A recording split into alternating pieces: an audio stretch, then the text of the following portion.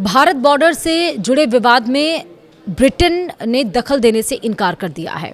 नेपाल के पीएम बालेन शाह ने गुहार लगाई थी इस बात को लेकर, लेकिन ब्रिटेन ने साफ तौर पर इनकार कर दिया है। एक जोर का झटका पीएम बालेन शाह को लगा। नमस्कार, आप देख रहे हैं न्यूज 18 का डिजिटल प्लेटफॉर्म। मैं हूं आपके साथ श्रुति श्रीवास्तव। बालेन शाह ने ब्रिटेन से भारत के साथ सीमा विवाद सुलझाने में मदद मांगी थी। बालेन का कहना था कि सुगौली का जो समझौता हुआ था उसमें ब्रिटेन पक्षकार था, अब उसे आगे आना चाहिए। ब्रिटेन ने इसमें पढ़ने से इनकार कर दिया। ब्रिटेन का कहना है कि भारत के मामले में लंदन दखल नहीं देगा। विस्तार से समझिए। भारत से सीमा विवाद के मामले में नेपाल के प्रधानमंत्री बालेन शाह को बड़ा झटका लगा। दरअसल सुगौली संधि का हवाला देते हुए नेपाल के प्रधानमंत्री ने ब्रिटेन से मदद मांगी थी, जिसे ब्रिटेन ने ठुकरा दिया। ब्रिटेन ने कहा कि भारत और नेपाल का मामला द्विपक्षीय है, इसमें लंदन कोई हस्तक्षेप नहीं करेगा। बालेन शाह को यह झटका ऐसे वक्त लगा है जब भारत से सीमा विवाद को लेकर नेपाल के प्रधानमंत्री अपने घर में ही बुरी तरह से घिर गए हैं। द काठमांडू पोस्ट के मुताबिक बालेन शाह ने पिछले दिनों शाह के मुख्य सलाहकार कुमार बेनजंकर ने राजधानी में ब्रिटिश राजपूत रॉब फैन से मुलाकात की थी। बेनजंकर का कहना था कि नेपाल और भारत के बीच सीमा को लेकर जो सुगौली संधि है उसमें ब्रिटेन भी पक्षकार रहा है। ऐसे में सीमा विवाद को सुलझाने के लिए ब्रिटेन को आगे आना चाहिए। साल 1816 में ईस्ट इंडिया कंपनी और नेपाल के बीच सुगौली का समझौता हुआ था। इसमें दोनों देशों के बीच सीमा सर्वे को लेकर फैसला हुआ था। नेपाल इस समझौते को मानने को तैयार नहीं है। उसका कहना है कि इस समझौते में काठमांडू की कुछ जमीनों को भारत के हिस्से में दे दिया है। वहीं काला पानी इसका प्रमुख उदाहरण है।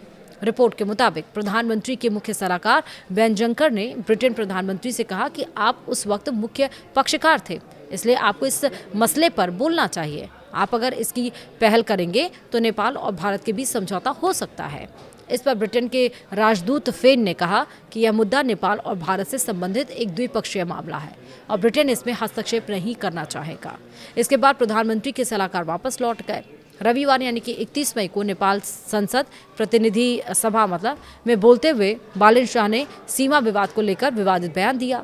बालेन ने कहा कि जब प्रधानमंत्री बना तो मुझे पता चला कि नेपाल ने भी भारत के कुछ जमीनों पर कब्जा कर रखा है। बालेन के इस बयान को विपक्षी कम्युनिस्ट पार्टी ने राष्ट्रद्रोह करार दिया है। वहीं नेपाल विदेश मंत्रालय ने एक बयान जारी कर इस बयान को गलत करार दिया। विदेश मंत्रालय के मुताबिक नेपाल के कुछ किसान भारत में खेती करते हैं। वहीं विपक्षीय पार्टियों का कहना है कि नेपाल के प्रधानमंत्री इस बयान को लेकर माफ़ी मांगे।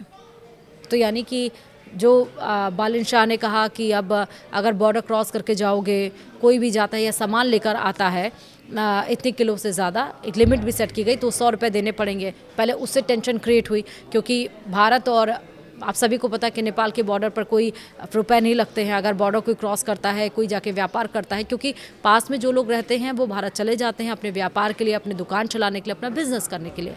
लेकिन हर रोज़ वो अप डाउन करते हैं तो आप सोचिए कि उनको 100 रुपये रोज़ देने पड़ेंगे। जितनी कमाई नहीं उतना खर्चा।